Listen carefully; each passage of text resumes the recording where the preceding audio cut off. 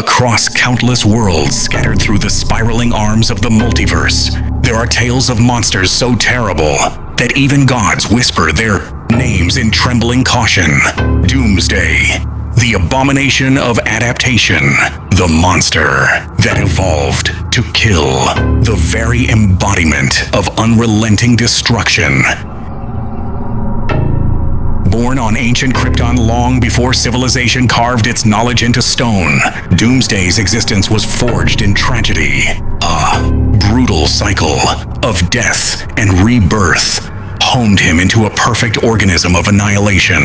He grew stronger with every foe, immune to every past weakness, a weapon with no master, a nightmare with no end, and somewhere across the universe, one where heroes wore capes, but still struggled with rent, lived a man who had broken the limits of power so thoroughly that even he found no joy in it anymore. Saitama, the caped baldy, had reached a level beyond comprehension.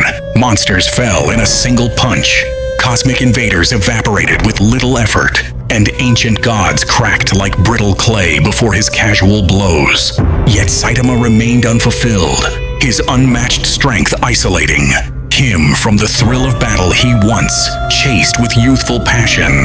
But destiny has a strange sense of humor. The multiverse trembled when an experiment from the Hero Association went catastrophically wrong. In an attempt to analyze the dimensional energy readings left behind by Boros' ship, a team of researchers accidentally destabilized an entire sector of space-time. The device, overwhelmed by cosmic radiation, ripped a wound through the veils separating universes. What began as a flickering distortion grew into a roaring vortex of electric storm clouds, crackling energy, and spiraling gravity. A dimensional rupture that linked Saitama's universe to one far more violent, and something sensed the opening. Something hungry, something enraged. Doomsday, drifting in the cold vacuum of deep space after ravaging a distant civilization, detected the anomaly like a predator sensing blood. It moved toward the portal not with curiosity, but with instinct. The instinct to destroy whatever lay beyond. Each step it took through the void sent tremors across the rift, enlarging it, tearing it wider, until it finally pushed through into Saitama's universe like a titan emerging from the sea. The monster landed in a wasteland on the outskirts of City Q, its arrival carving a crater so large, in one chilling moment, the worst fear of the Association's top strategists came true. A new god-level threat has appeared. Saitama, meanwhile, was at the bargain supermarket, annoyed that his favorite brand of noodles had gone out of stock again. With a plastic bag in hand and an expression devoid of concern, he trudged through the streets as sirens blared. He barely glanced up at the flashing evacuation signs. Oh great, he sighed. Another disaster, huh? Hope it doesn't mess with discount day. Doomsday tore through everything. Tanks crumpled like paper balls. Energy blasts bounced off its hide. Every attack only made it grow stronger, its body mutating to counter whatever had harmed it. Tornado hurled mountains at it. Doomsday adapted. Drive Knight unleashed forbidden weapons. Doomsday learned. Metal Knight's arsenal detonated with enough force to flatten cities. Doomsday walked out unscathed.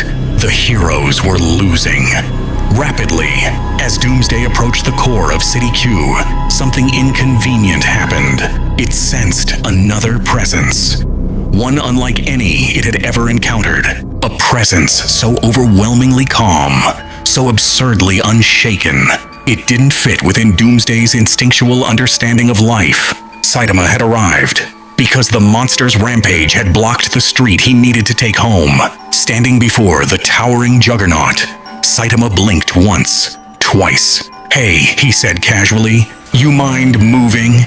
You're kind of in the way." Doomsday roared, its cry splitting the clouds. Saitama scratched his cheek. Guess not. Heroes watching from afar froze in disbelief. That bald man was talking to the unstoppable monster like it was a traffic nuisance. And in that moment, Saitama, the man who surpassed human limits, And Doomsday, the monster who transcended death itself. The ruined skeleton of City Q trembled under their presence. Dust spiraled around them in slow, uneasy circles, as though the world itself hesitated to breathe.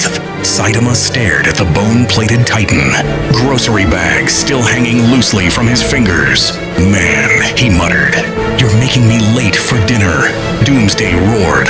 The sound split the sky, shaking clouds apart like shredded fabric. It launched forward in a blur, its movement creating a shockwave that turned nearby rubble into dust. Its fist, thick with bone spikes, descended like a meteor aimed at Saitama's skull. Saitama shifted half a step. The fist hit empty air, then the ground, erupting into an explosion so massive the entire battlefield lifted several meters. "Whoa," Saitama said. "Chill." But Doomsday had no concept of chill. It swung again and again. Each blow carried enough force to crush mountains. Each movement adapted to counter Saitama's previous dodge. Its body morphed mid-strike, bones extending into blades, muscles tightening into coiled weapons. Saitama ducked under a swipe. Persistent, aren't you? Doomsday lunged, its body evolving in real time. Spikes extending, joints reconfiguring, feet widening for more stability. It attacked with a ferocity unlike anything Saitama had ever faced. A storm of claws, punches, and bone-shattering kicks that warped the air. Saitama finally raised one hand. He blocked a punch casually. Doomsday froze for a split second, confused. Not because the block stopped it, but because the monster felt nothing. No resistance, no counterforce. As if Saitama's arm had absorbed the attack without acknowledging it. "All right," Saitama sighed. "I didn't want to get serious, but you're kind of messing up the whole city." He tightened his fist and struck. A simple jab. The resulting force hollowed out a kilometer of land behind. Doomsday as the monster was sent flying so fast it broke the sound barrier 3 times before it hit the ground. The crater it made was colossal, smoking, molten at the edges, glowing with kinetic heat. But then, movement, rumbling, the crackle of evolving tissue. Doomsday's body rose from the crater, shaking like a beast resurrected. Its chest, where Saitama hit, was already mutating. The bone armor thickened, turning jagged and diamond hard. It adapted. Again, its roar returned, angrier, louder, vibrating the atmosphere. Saitama frowned. "You can regenerate. That's gonna be a pain." Doomsday charged with newfound power, the ground exploding beneath each step. It moved at near teleportation speed, evolved to counter Saitama's punching style. Its body spiraled into a new offensive pattern, twisting, snapping, elongating, designed to overwhelm. It slammed into Saitama with enough force to level mountains. Saitama didn't budge. Instead, he sighed deeper. "You're tough, strong, ugly too, but I really don't feel like dragging this out." Doomsday didn't understand the words, but it sensed the shift. Saitama lowered his stance. His yellow cape billowed behind him. The ground cracked in a perfect circle beneath his feet. Even the scattered clouds overhead pulled apart at the seams. It was subtle, but the world trembled. Serious series. Doomsday instinctively bolted forward, desperate to strike first. Its body adapted, bone armor doubling, muscles densifying, DNA rewriting itself for maximum survival. It leapt with a thunderous roar. Saitama vanished, not with speed, with dominance. He appeared behind Doomsday, fist already in motion. A serious punch. The punch did not simply connect. It erased the distance between impact and effect. The air collapsed inward, forming a blinding sphere of white pressure. A shockwave of pure, compressed force expanded outward, flattening everything for miles. Doomsday ceased to exist in the direction of the punch. half its body was obliterated instantly. The other half disintegrated a heartbeat later, shredded by shockwaves that did not give the creature time to evolve. No regeneration, no bone growth, no mutation. It was destruction absolute. A one-sided finale. A monster who had survived thousands of battles, killed gods, ended civilizations, adapted to every death, was vaporized before its cells could understand what had happened.